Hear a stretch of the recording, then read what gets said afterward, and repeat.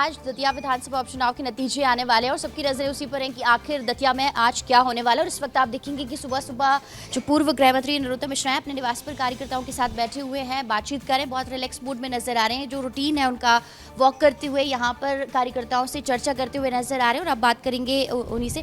Sir, आज दतिया विधानसभा उपचुनाव के नतीजे आने वाले हैं, क्या उम्मीद लग रही है? भारतीय जनता पार्टी जीतेगी।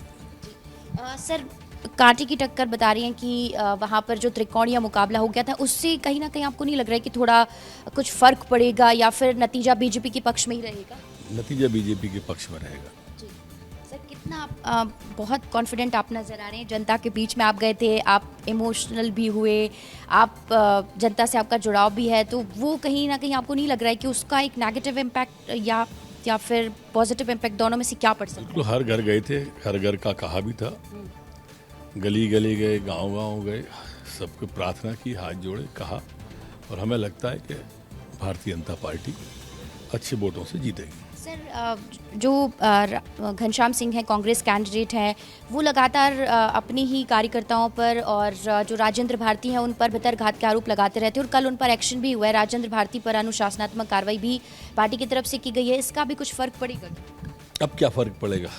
चुनाव के बाद की कार्रवाइयां हैं ये। तो परिणाम के बाद क्या बदलने जा रहा है, जरा ये भी पूछ चुनाव का लीजिए। कोई फर्क नहीं पड़ता।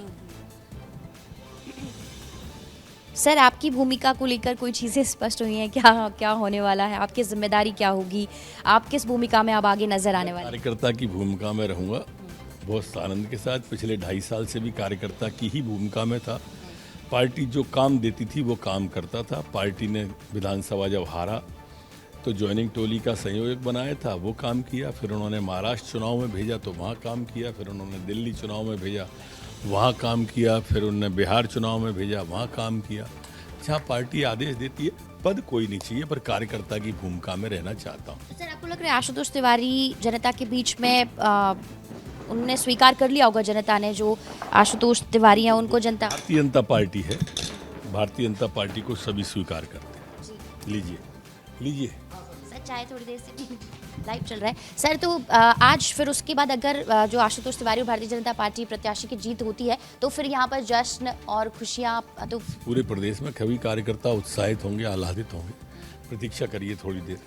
तो बिल्कुल दीपेश, सुना आपने कि ये पूर्व गृह मंत्री नरोत्तम मिश्रा हैं, अभी अंदर जा रहे हैं और बहुत रिलैक्स मूड में नजर आ रहे हैं। और जिस तरीके से उन्होंने कहा है कि जीत भारतीय जनता पार्टी के जो प्रत्याशी हैं आशुतोष तिवारी, उनकी ही होने जा रही है, क्योंकि जनता के बीच में वो पहुंचे थे और लगातार जो नरोत्तम मिश्रा हैं वो जनता के बीच पहुंचे, घर घर जाकर उन्होंने लोगों से प्रचार प्रसार किया। और वही कार्यकर्ता हैं भारतीय जनता पार्टी के, और अब पार्टी ही तय करेगी कि आखिर उनकी भूमिका क्या रहेगी, लेकिन वो कार्यकर्ता रहकर ही बहुत खुश हैं और पार्टी के लिए इसी तरह से काम करते रहेंगे।